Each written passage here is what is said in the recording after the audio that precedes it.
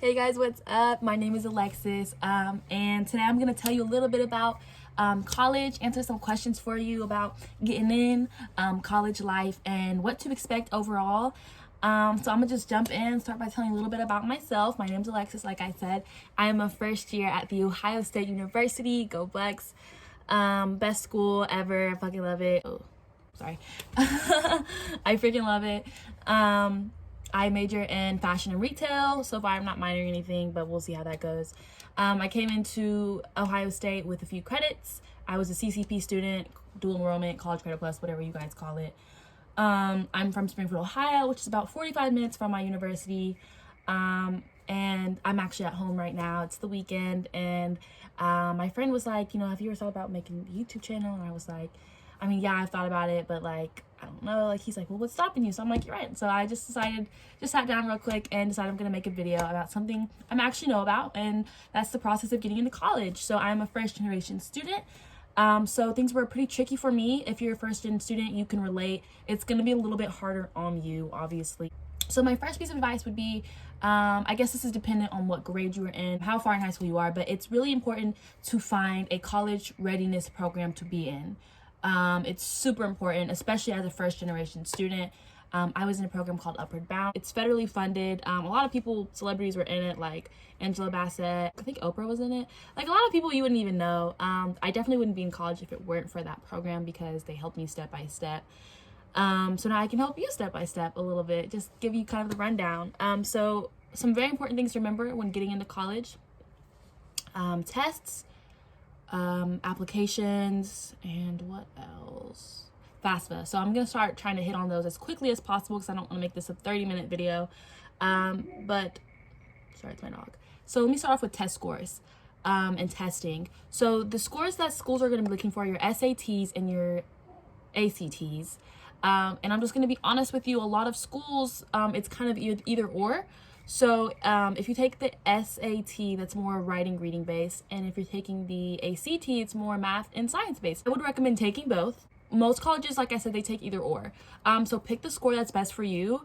But definitely if you feel like you're more writing oriented, or you're smarter in math and science, whichever is your thing, I would focus on that so you can have the highest score possible. But like if you did really if you did really bad on one and really good on the other, don't worry about it.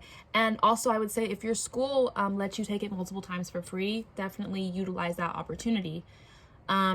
I got a 21 on my ACT. My school is really awesome because during our study hall advisory, whatever you want to call it, they had these really big books. Let me see if I still have mine. Here it goes. I still have mine.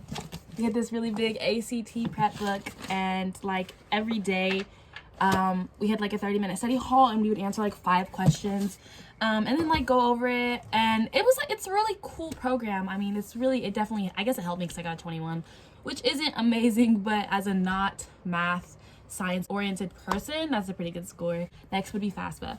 Okay, so my advice for FAFSA would be, you're going to need your parents. You're going to have to annoy the fuck out of your mom, your dad, your aunt, your uncle, your grandma, whoever is your guardian. You're gonna have to annoy them. Like, you have to, because you need a lot of work from them, and your parents are gonna push it off, and they're gonna push it off, and they're gonna tell you, okay, I got you tomorrow, and it's gonna hit you really fast. FAFSA's first come, first served. If you want a good amount of money, you have to get it done as soon as possible.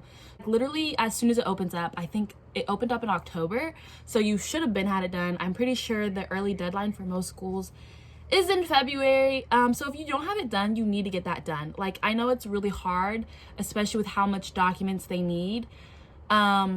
So my recommendation would be, before you start, you should see if your parents have an account with IRS, like .gov or whatever it is, because you're able to link your information, if you are a parent, to that. And if you're I think a minor, I'm pretty sure you're able to do that. Otherwise, it's a little bit harder. Be on your parents' ass. You have to. It's gonna be aggravating. They're gonna yell at you. You guys are gonna fight over it. It's really annoying. FAFSA was really fucking annoying. But you have to, and it works out in the end, and you guys just laugh about it, how fucking annoying it was. So back to what I was saying earlier about, or something that's really awesome about a lot of these government funded programs, is they offer application waivers. So I applied to 15 schools. Kind of a flex, I got into all of them, you feel me? I applied to 15 schools, and Applications can run anywhere from free to $10 to $50.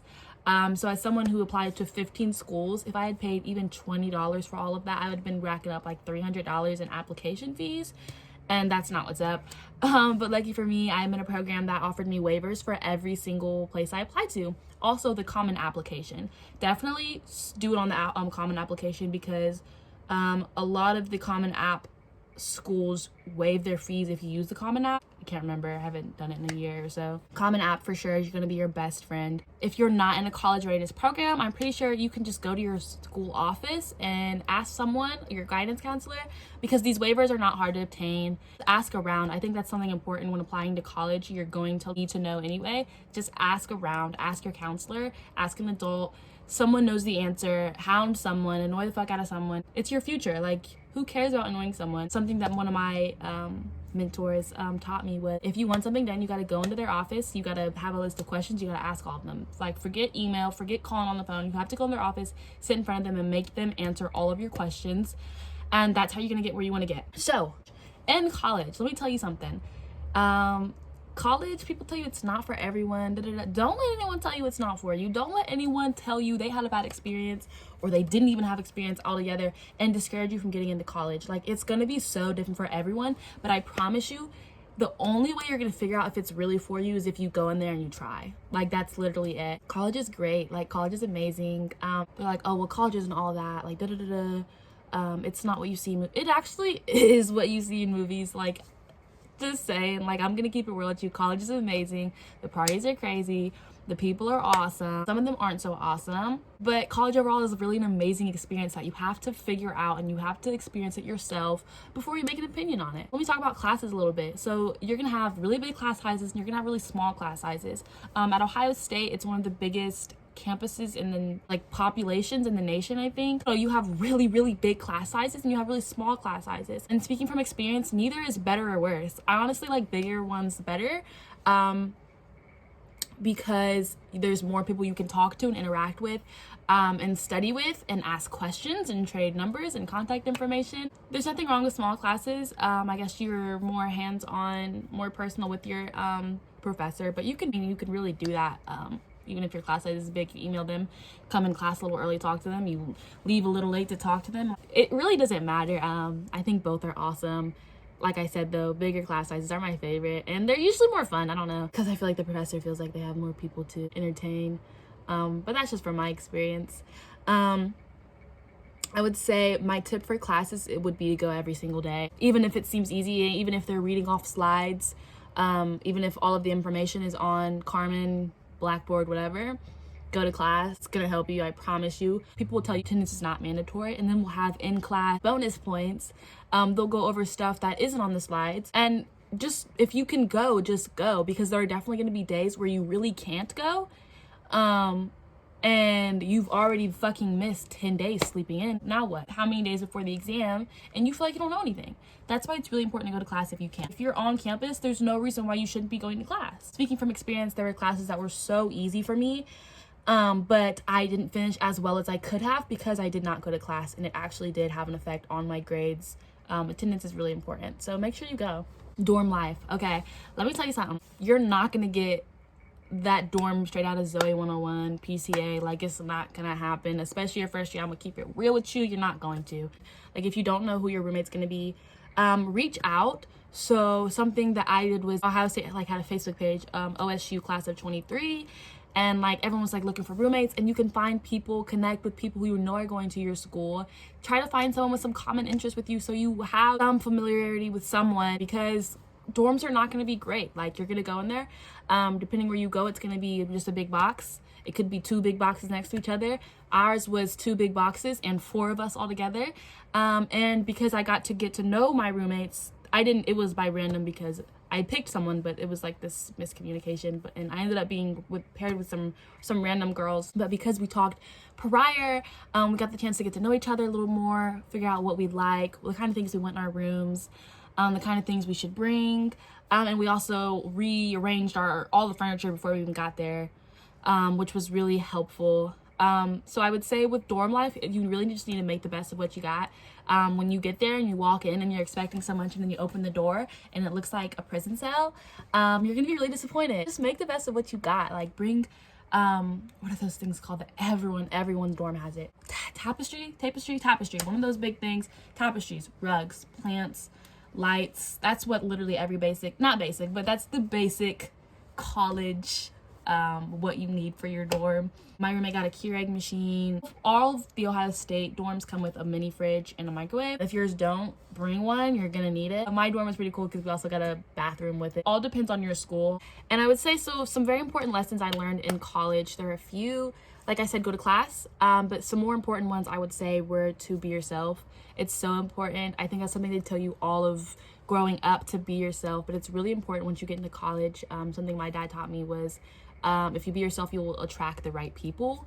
When you go to college, you have the opportunity to just completely reinvent yourself, which is so amazing.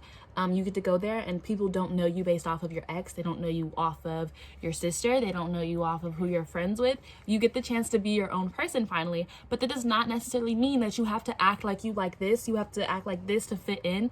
Because in college, fitting in really does not mean a thing. Like having clout does not mean anything in college. Like there's so many people and we're all doing our own thing, moving in and out of class, across campus. No one's worried about who you're hanging out with. No one's worried about what you're wearing. It's not important at all. The only people with clout are the athletes. Like that's literally it. Hang out with people who you actually like. Try new things. Join organizations. You're not gonna stay in half the organizations. You're gonna realize this isn't for me. And that's okay. I was like literally on the exec board. Like it was like my first, I don't even remember. I ended up joining a thing and I was the fucking director of marketing. It didn't go anywhere because lesson number 2, 3, whichever one I'm on, not everyone's gonna want you to be successful. Like that's just the truth. Not everyone is gonna want you to make it. Especially if you're a female, other females are gonna hate on you. They're going to be jealous of you. They're gonna be insecure and they're gonna take it out on you and they're gonna want to stop your bag. They are gonna want to slow your success. It's gonna happen. The only thing you can do is just do you. Like that's literally it. Just keep moving, keep pushing. Understand that other people's opinions and perceptions of you do not matter. You know who you are. There are people who you're gonna encounter on your worst day and you're gonna make an awful impression. There's nothing you can do about it. None of it matters. Like it really doesn't matter at all. Just your image is not that important. Only time your image is important is to your professors, to your advisors, to internships, possible employers, bosses. Those are the only people it really matters to. Final tip would be to experience everything you can. I think that's kind of something I hit on before. Just experience it, enjoy it, live it to the fullest, be friends with as many people as you can. You're gonna gain friends, you're gonna lose friends, you're gonna meet cute guys, you're gonna get your heart broken by cute guys, you're gonna get ghosted, you're gonna fail some quizzes, you're gonna fail an exam. There's gonna be days you don't want to get out of bed. There's gonna be days where you want to just go home and quit college. But in the end, it's really all worth it. I guess I'm not really at the end yet. I'm just in my second semester, but that's just something that I have learned because I've been there. I felt defeated by tests and people and professors. But I've just learned that you got to keep going. You just have to. That's how you learn from life. That's how you learn from college. And it will make you a much, much better person because of it. So before I go, I just want to hit once on scholarships. You're going to get so many scholarship websites. Me personally, I cannot vouch for a single one of them because I signed up for like fucking 50 of them and didn't get a single scholarship from any of them.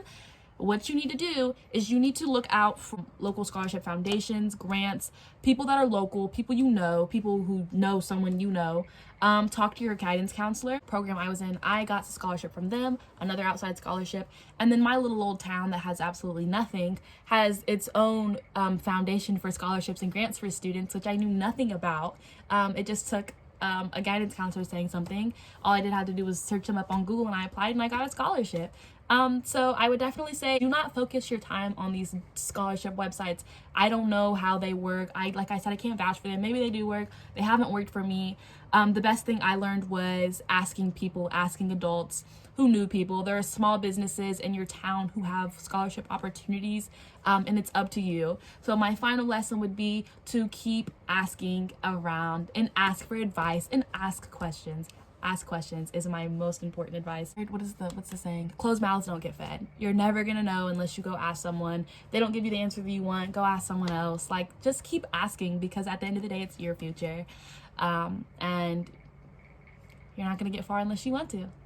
So yeah, so that's my video for today. I hope you guys enjoyed it. If you guys have any specific questions, leave them down below, and I can do a Q&A answering actual specific questions about my school, about myself, about my experience, about other people's experience that I've learned from, whatever you want. So thanks so much, guys, for watching. I hope you learned from this. I hope you decide to go to college. I hope it's worthwhile, I guess.